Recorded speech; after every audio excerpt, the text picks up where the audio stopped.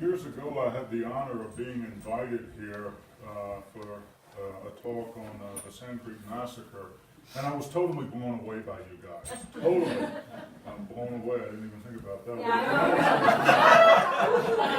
Then I was back just 2 years ago, and I had this incredible anticipation of how awesome it would be. And again, I set the threshold too low because you guys were better than awesome. And then, of course, today I knew to look forward to being at Bert and Jess's place, and then knowing you guys would be here on a windy Sunday afternoon, no matter what.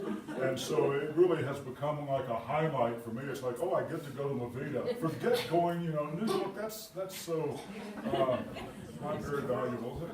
Too many tall buildings.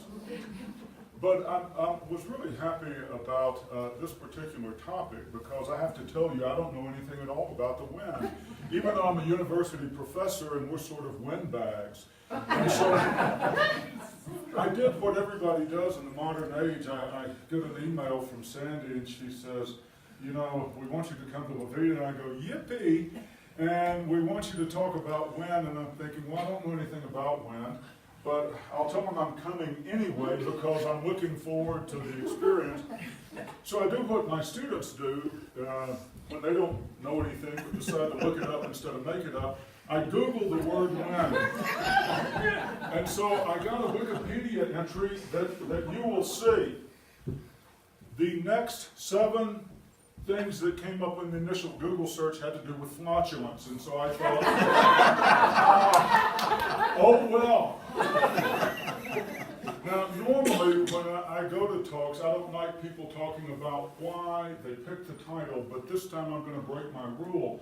So before I told Sandy and Mitzi what I was going to talk about, I went back to my past, but augmented with my friend Google. And so I used to be a preacher. And so the old joke was, a preacher is somebody who makes a living by reading a poem, giving a talk with 3 points, and then taking up a collection. And so I went and I was looking for a poem on wind, and in the old days we'd go to the library like this, and there was a card catalog, and you'd go through. Now my friend Dr. Google just brings up wind poetry. And I read poems about wind, and there are poems about wind, but wind is a metaphor, her lost love was like the wind, it's gone away. And so that's where I got the idea the wind is no muse. And then I realized after I'd done the entire talk that actually sometimes the wind might be a muse. So I'm going to tell you that what I mean by muse, inspiring in a positive way. Writing about wind, thinking about wind, these are not always good topics. And then, and we're going to come back to this. There's almost no historical writing about wind. And so I'm a historian. So I was like, well, what do I do? So I reached out to some historian friends of mine, and I think we're going to actually write a history of wind. There's a history of wind power. But no history of wind, particularly when you think about this. There's also not a history of gravity. There are books about gravity, but not a history of gravity. And so when we think about history and wind, it's the idea that we interact with the wind. And so I try to approach it from that perspective. And so actually I should do this. One of the ideas too, though, associated with wind, and particularly from a hamlet like Mahanta, your interaction with wind is a very mixed bag. So sometimes the wind is gentle and it makes possible existing out here on the semi-arid plains, and sometimes the wind is not so kind, and that's probably when we think about it. And so when we think about wind as muse, it's not always a good thing, right? And so I love this. I mean, inherit the wind. That means if you mess up at home, you will get nothing, right? Because the wind is often associated in literature it has no substance, so you'll inherit nothing. And then, because I was still on that thing, right? Here is poor Jonah. Near in La Veta, Colorado with a horrific east wind. He said, I'd rather be dead. Just one of those things. And so there it is, the wind is a muse. But think about this. This struck me when I was thinking about this talk, because I'm literally taking you through the process of giving a talk about something you don't know about when you're a historian on a topic that no one else has really thought much about in this way. And so I thought of this originally.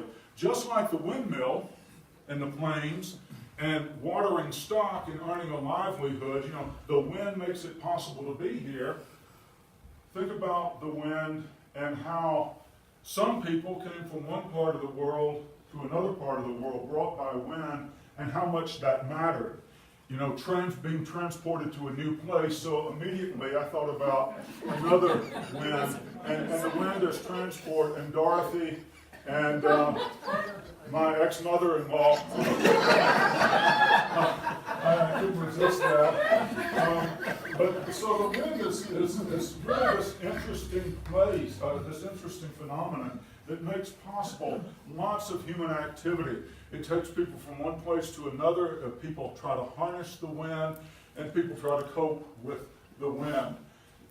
The Noah lady was much better at what I'm about to do than this, but I actually know something about wind, and so this is the kind of thing. So if you went to Dr. Google, this is what you're going to get as the definition of what's happening today. Is in some sense the air pressure is out of kilter, and it's a simple process of realigning, but it's more than that. Francis Beaufort was a British admiral, and a guy who makes a living and accomplishes strategic objectives for Great Britain by, in the age of sail, using the wind to project British power.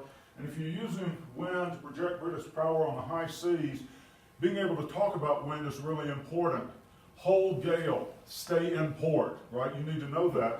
And so what's fascinating is that the Beaufort scale actually became a clue of thinking about the wind, thinking about how people interact with the wind. Because you can talk about the wind is blowing 15 miles an hour, and some of you form a really accurate image of 15 miles an hour. But that's not how you experience the wind. Does it cause tree limbs to break? Right? Does it rip shingles? This is actually one of the stages of the Beaufort scale. Will it rip the shingles and slate shingles off of your... So I'm telling you, if the slate is coming off your house, the winds are high. Just one of those things. But so the piece is, how we experience the wind is maybe how the wind feels against our skin with wind chill, and how it affects what's going on around us. Today we were eating lunch, and the wind was affecting us primarily by horrific sound, right? Because that's how we experience the wind. There's a reason that the wind blows a lot more in La Veta, Colorado than it does in Vicksburg, Mississippi. And it's not, I thought about wind jokes coming over here, it's not the wind blows and doesn't really blow in La Veta, it's because Kansas sucks, or however else you tell that joke. There's a reason for wind. And so when the forces try to equalize, the abundance of structures in the way affects that process of adjustment through friction. I mean, wind behaves like any other thing that has a kind of mass to it. And so there's nothing to slow down the wind. So the wind happens a lot. And it happens all the way up into the Arctic and all the way down into Mexico in this part of the world. And so where you're living, you know this better than I. We have this in Alamosa, but you have it acutely here. As the Great Plains yield to the Sangre de Cristos, you get this incredible oscillating effect as the cold air falls off the mountains and rolls over the top of hot air rising up against the mountains. There are times when the wind is blowing here and it's not blowing anywhere else in the state of Colorado. And if you've had that sensation, this is the reason for it. It's actually physically true. But this is the key, what I thought was the key insight about the wind. This is one time where you are the expert, when it really is. It's all about you, man. This is your special day, right? It's all about you. Because that's how you experience the wind. And so, you know, when the wind is nice, it's a gentle breeze. I'm not as old as the oldest person in this room, but mostly I'm never the youngest person in the room. I'm one of the last people who remembers living in a part of the world that needs air conditioning before there was air conditioning. And we would sit on the front porch, and the breeze was, I mean, it was almost orgasmic. I can use that word. It's okay, all of the, oh, that's such a nice breeze, because it made us feel good. But that's not how we're thinking about the wind today, right? How it affects our senses. It's blowing dust. I can't open the car door. I've got stuff in my arms of papers. This happens to university professors, and the papers scatter, and this is the wind. And so that's what we think. And of course, this is, you know, there are versions of this story everywhere. If you grow up where the wind blows all the time, you know, you don't get used to it, but there's a level that you can stand. And then these flatlanders come to Levita and they go, you know, gee, I can't believe you don't have a Starbucks. And, oh gosh, does the wind blow like this all the time? And this is that piece about, you know, having power over another. No, son, sometimes the wind really blows like hell. We're tougher than you because we live here. Here's the Beaufort scale, and just so you can see. And so, you know, we say, how do we know that we have a fresh gale? Well, if we're at wind scale 8, twigs and small branches are breaking off. This is not a good time to jog or play golf or take the dog for a walk, because stuff is going to hit you. But this is how we interact with the wind. It affects us directly, our senses, and it affects the objects around us. And that's what we think of when we think of wind. This is your world, right? Here you are. You're right here where the S is, right? This is where you are, right here. And you get this a lot. And so when we get these red flag wind advisories, lots of things can happen. Grass fires can go like hell, really can. And trucks roll over and shut down I-25 and allow you to practice your profanity. It's just one of those things. And so you're living on the edge of the windiest place in the world. How you experience the wind is a function of sensation. It's purely subjective. And I want to suggest that you already know this one. It's incredibly complex. Because of the wind, you can water your stock. I had to be taught this years ago. I didn't know about this. But it used to be, I'm told, and I learned this from reading a biography of Sandra Day O'Connor once. This was part of her story. Into the 1950s, there, you know, the Rural Electrification Commission doesn't electrify the whole country all at once, and we don't have paved roads, and we don't necessarily have school buses that can get everywhere. Kids went to school at home. We were homeschooling kids before there was homeschooling, and this is what's fascinating, right? This is to power a farm radio, and I learned about this, a wind power generator, and this is how you communicated, because your landline, you didn't have a landline, you know, out into, you know, rural Union County, New Mexico, and the kids went to school listening to a lesson on the radio. And the point is, this would be a good example of wind. This is wind that makes your life kind of happy. You don't think about this today, right? That wind, I wish it would go away. When it goes away, you want it back. And I know this because you have these pretty palm frond fan blades to create artificial wind so you can sit out and enjoy, I don't know, a certain beverage on a summer afternoon. In the world that I live in, this morning, the sand dunes were growing. The sand dunes grow whenever the wind blows. But you know this so well that the wind really does shape the world that we see, that we interact with, that we hike over. In the San Luis Valley, we have these millions and millions of cubic yards of sand that's blown in from the southwest and trapped up against, funny, that rolling effect that comes off the mountains. The warm air rises, which pushes the sand up the mountains, and the cold air coming off the top of the mountain sort of tamps it in place. And then there's this underground spring that sort of locks it all in. So it's kind of a fascinating thing. But the world that you experience with your eyes and that you walk over to hike, when we go out and make fun of the Texans who are hiking up the sand dunes, and then we tell them you're at 8,000 feet above sea level and there's no oxygen. How long have you been here from Houston? Enjoy.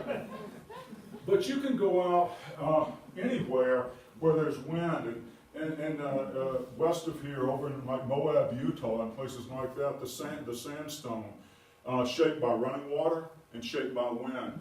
And so the physical world that we take in with our ocular senses, definitely formed by wind. We're living in this. This is happening today. You see how nature works? You're having one of the drier years on record, so there's no water. And then we send the wind to suck up as much water as is still there. And this is how it works. But if we didn't have the wind that comes down out of Canada, the plains would be a little greener than they are. It's the wind that takes care of the rest of the water. But what plants have done is adapt with root systems to hang on to all the water that's available. But it's an interesting piece about how wind operates in conjunction here with a natural barrier to Pacific Ocean currents pushing the rain. The rain will drop in the Sierra Nevadas, the rain will drop in the Rocky Mountains, and not here. Complex interactions. If I owned land and this was happening on my property, this would be frightening. And so when you get a fire caused by lightning, right, associated maybe with a storm, and then there's a 60-mile-an-hour wind, a grass fire can move in a hurry. And it does all kinds of stuff, like scares you, but it also does this, right? And I kind of like that idea. So actually, the wind driving a grass fire is really, really good for the environment. It is part of nature. It's why there were bison here. That's a really cool thing, unless, of course, you lose your house. This is 2 weeks after a grass fire, right? 2 weeks after a grass fire. You already got these new shoots coming up in central Nebraska.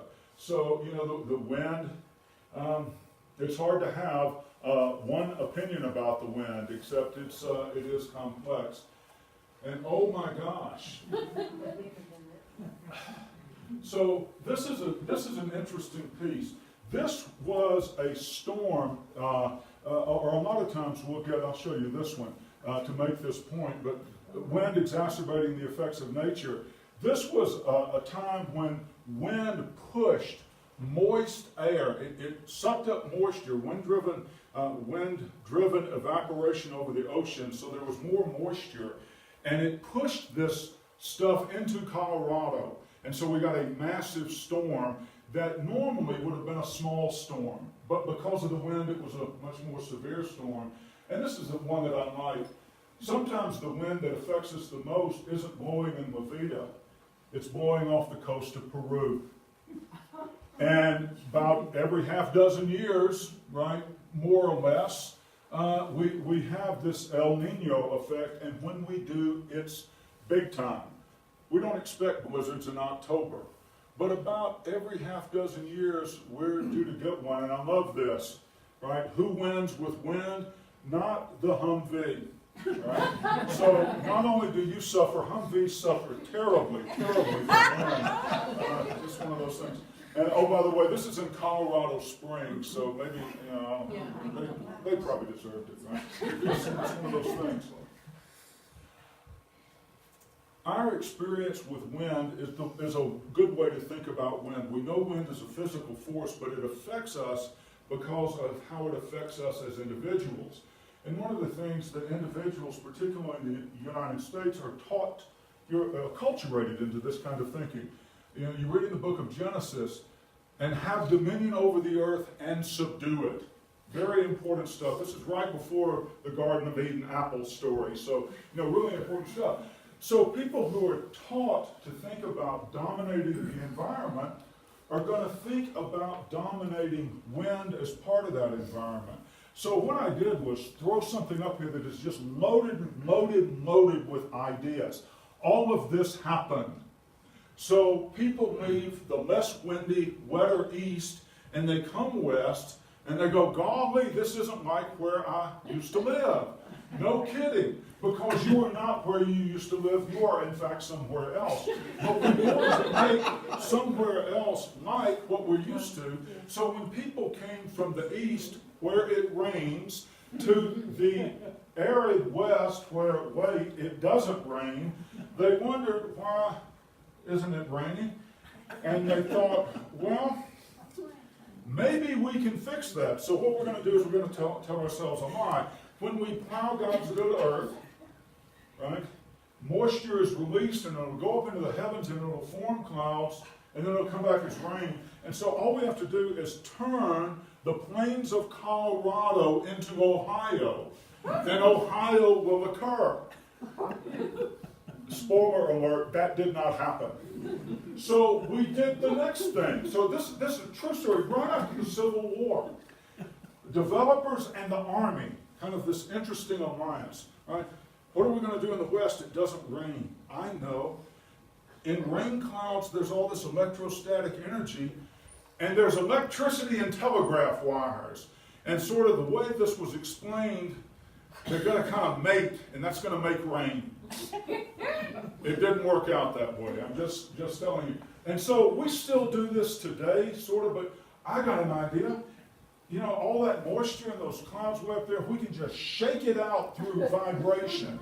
So, artillery fire. That will cause rain, and it didn't.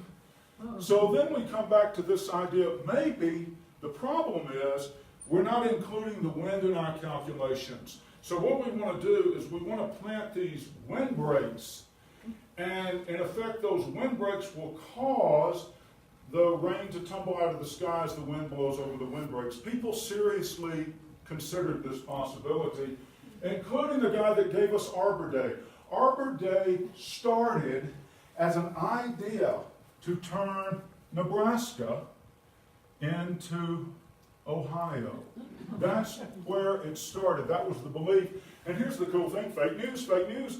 A newspaper editor, at the time Oklahoma was moving from territory to state, and they had taken care of the Native Americans and put them on little reservations, and now to make money we need to attract people, and they can look in the almanac, in the old farmer's almanac, and know western Oklahoma is mighty dry, and you can't farm Sooner football, so why would I move to Oklahoma?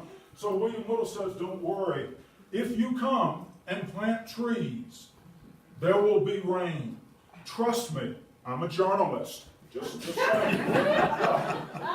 So it's kind of an interesting thing. Franklin Delano Roosevelt, during the height of the Dust Bowl, this was an idea. He sits down with Harold Ickes, his Secretary of the Interior, and what a name. Do you think a guy named Harold Ickes got to teach in high school?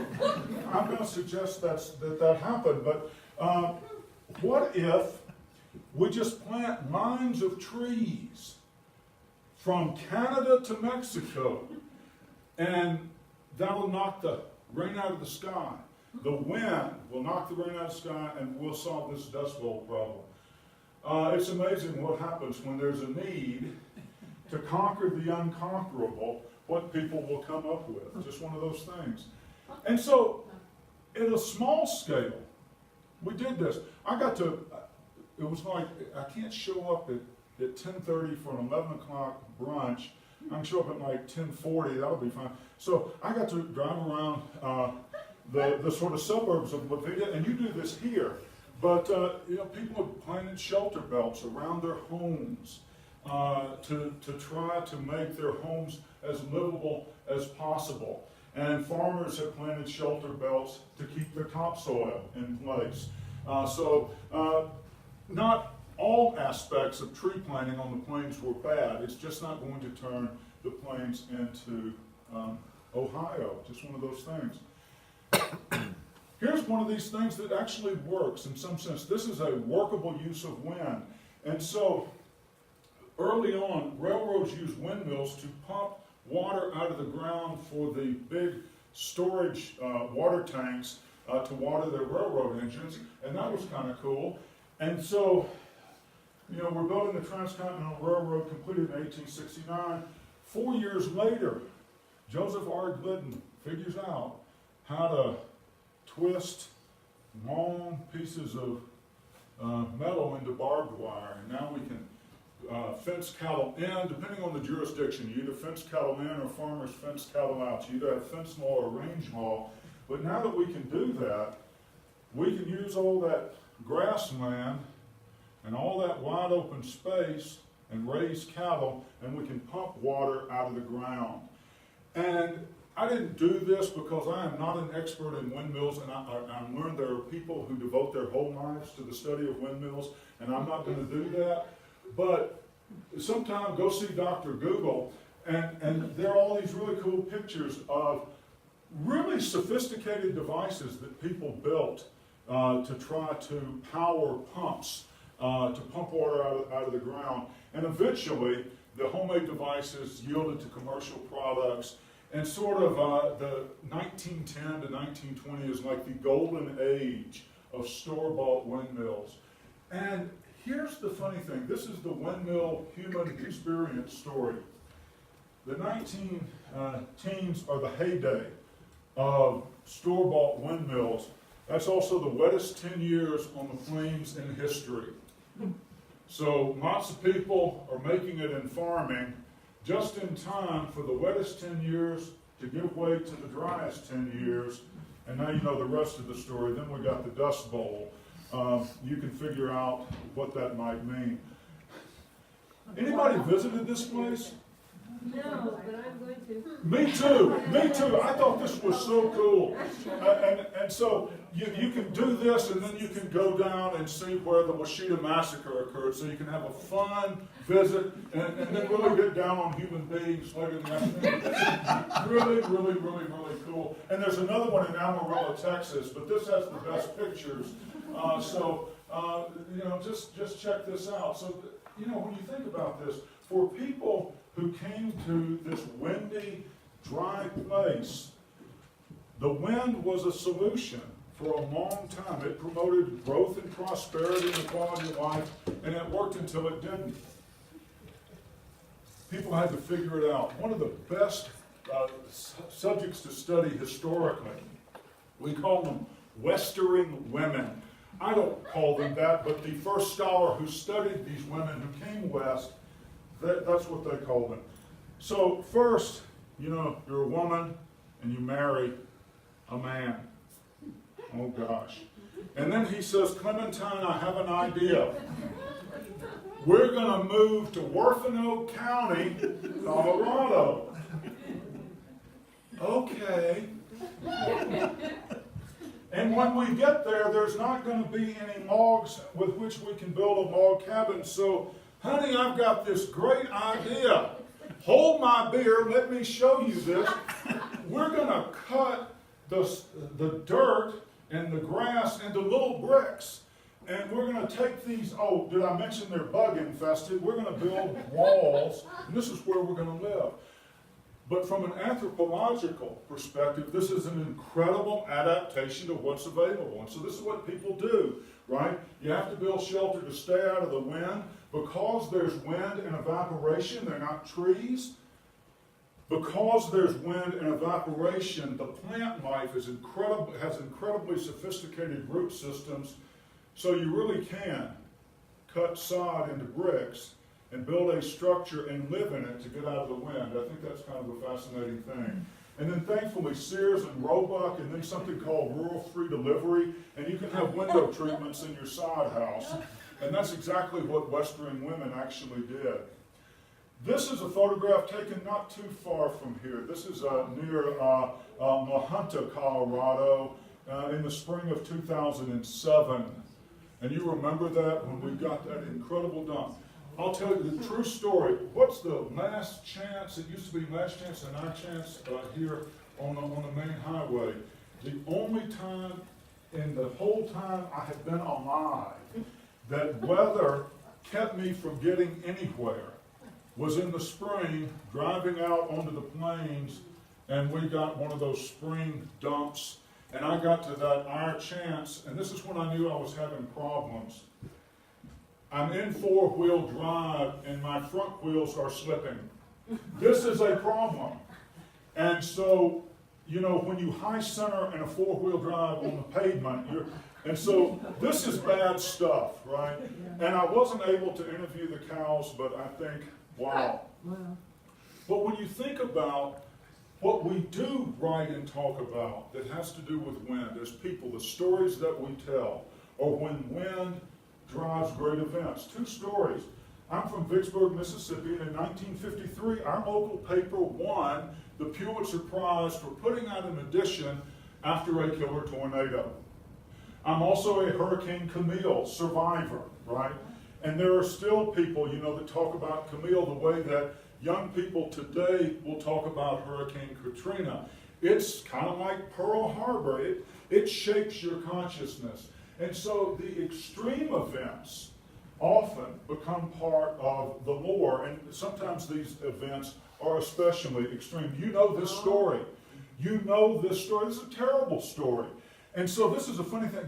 You lived through a mini version of this yesterday. It was a nice warm day. So on the 25th of March, 1931, it was unbelievably warm, and that's part of the story. It was windy, but it was warm, and so it was warm on the morning of the 26th. And so you've had this long winter, the kids are going to school, they leave their jackets at home. Now remember what wind is? We've got this high pressure and low pressure trying to equalize out, and the high pressure air, it's warm, and the low pressure air, it's cold. By the middle of the day, it's so bad, right? Front is moved in, it's dropping snow, the temperature is dropping, and the teacher does just what she's taught to do, send those kids home. But they don't have jackets. And by the time they start the ride home, you can't see the road. And so, bus runs off in the road, and this is a kind of a wind story. This is why this happened. Some of you may have grown up in homes like this. And so from the door of your house out to the barn, there was a rope line. This is what the bus driver did. He found the fence line because this is an Anglo thing. Not everybody builds fences this way, but this is an Anglo thing. Anglos run fences in there in straight lines, right? And then you have these straight survey patterns, and we apportion the land into townships and sections and quarter sections. So it makes a lot of sense for him to do this. And he puts his hand on this fence, on this barbed wire, and when they find him, his gloves, his fingers are cut down to the bone, and he's frozen to death. But he was trying to save those kids, and he was following that fence line the way that you'd go out to milk old Bessie, and on the day when the dust is blowing and you can't see, you'd follow that rope line out to the barn. That's why this happened. But even today, while nearly everybody who is directly involved with this story has died, people know this story. Do you remember the Town and Bus disaster? I mean, Rocky Mountain PBS and History Colorado even did a show about this that you can watch with my other friends. So there's Dr. Google, Dr. YouTube is especially cool, and you can watch this. But I had a student from Towner, Colorado, and this was part of her story. She said, I'm from Towner, that is no town anymore, but that's where all those kids died when my great-grandparents were alive. You could be 25 miles offshore from New York Harbor, and you're, sending the signal from the bridge, right, with the controller to the engine room to decrease revolutions, right? There's no throttle in a wheelhouse of a big boat. That's not how that works. And you've got to slow down a long time before you need to come to a stop because a vessel that displaces lots and lots of tonnage doesn't have brakes. So you're out there on the Atlantic Ocean, and parts of Mahanta, Colorado drop into your bridge. This was a bad day, April 14th, 1935. I mean, that's 300 million tons. My father remembered this story into the 21st century, sitting there in Yazoo City, Mississippi, and seeing the orange sky after they'd come home from the Methodist church on Sunday morning there in Yazoo City, Mississippi. But in the 1980s, when I would talk to old timers, they remembered this thing. And so this is like the big Dust Bowl event, Black Sunday. There were several major dust storms. This was the biggest one.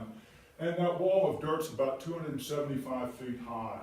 And here's the cool thing. Oh, yeah, if you got in the dirt and didn't die, the first sensation would be it's really cold. And the second sensation, if you're in a car, your ignition system shorts out.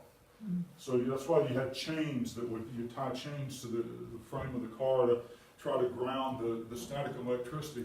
This is just a horrific disaster, and it's a disaster on a lot of levels, right? All of the interactions between the environment and wind and humans and wind had created the Dust Bowl conditions, and then on one particular day, you get an especially bad wind. And so you get this sort of summative effect of Black Sunday. You remember this. This was not a good day, right? Sometimes on the plains, you get tornadoes. I grew up in part of the world we got tornadoes all the time. But we even get them on the plains in Colorado. And that same sort of circular effect of the wind happens when there are thunderstorms. It causes, because the air in the thunderstorm is really, really, really, really cold, and the air on the ground is really, really, really, really, really warm, and the cold air folds over the warm air, and the warm air uplifts, and then because of the low pressure, that turbulent effect stands up, which is the non-scientific way of saying, Clementine, we better get out of this wind, we've got a tornado. And so, people in Holly, Colorado, and people everywhere where tornadoes have happened, that becomes part of the lore. It's like, soldiers from the war returning, telling a story about their experiences. People who survive a horrific wind event, they often tell these kinds of stories. This, I think, is when I thought about this piece, I thought, if we don't stop and think about wind, we experience wind the same way we experience gravity. We don't think about the natural forces that cause wind any more than we think about the natural forces that cause gravity. We experience gravity when I can't pick that up, it's too heavy, right? Just like many days you don't notice the wind, and some days there's dust blowing, and some days there are tree limbs blowing, but it's there all the time, and it affects us. And so, I want to talk a little bit about Mark Smith.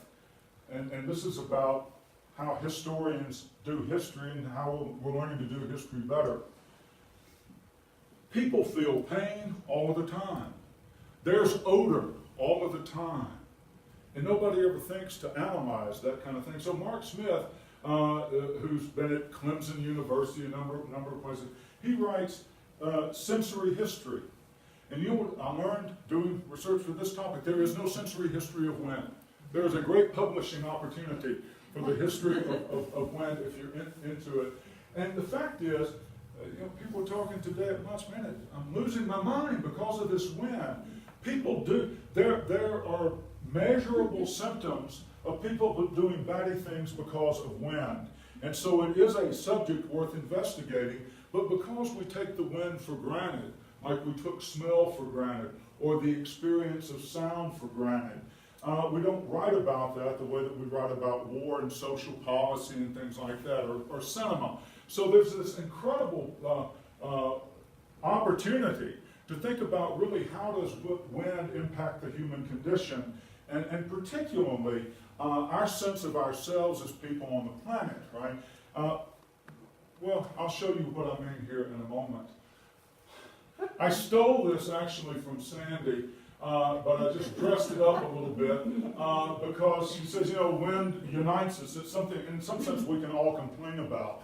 And so I think that maybe one measure of this is how wind forms a kind of community around our grappling with what we can't control. The first thing that I knew to read to do this topic, because I'm thinking, wind? Are you kidding me? Really? Really? So I thought, well, let's see, over in Levita, that's sort of somewhere near where the Dust Bowl happened. I got a PhD in history, I knew that. So I picked up a book by Timothy Egan that I bet every one of you has read, or many of you have read, The Worst Hard Time. And this was funny. I thought this was almost providential, because this is almost the only time he talks about wind affecting sensation. And I think there's a real topic here. And so this is about your consciousness, wind, and I'm trying to think of a term for this. I mean, an actual term to write this idea up. But I think right now I want to call it sensory horizon. That is your awareness of what's around you. And so, see if this makes sense. On those days when the wind stops blowing across the face of the southern plains, the land falls into a silence that scares people in a way that a big house can haunt after the lights go out and no one else is there. It scares them, that is the absence of wind, because the land is too much, too empty, claustrophobic in its immensity. It scares them because they feel lost with nothing to cling to, disoriented. Not a tree anywhere, not a slice of shade, not a river dancing away life in its blood, not a bump of high ground to break the horizon, giving some perspective, spell the monotony, the flatness. It scares them because they wonder what's next. So here's a way of thinking about the benefit of wind. Here's the wind blowing, and you literally put your head down, you walk into it, and you try to get to the door. When the wind stops blowing, you go, man, Colorado's big. Wow. And so I have an idea that since wind is like gravity, that wind operates in ways that really affect the way that we perceive things. And I call it a sensory horizon because I think about on a still day standing up like this and I'm observing at a great distance. And when the wind blows, I'm like this, and I'm very focused and contained. And I actually think there's a topic there. William Convery is a wonderful guy. He's the guy that he was with History Colorado until some unfortunate things recently.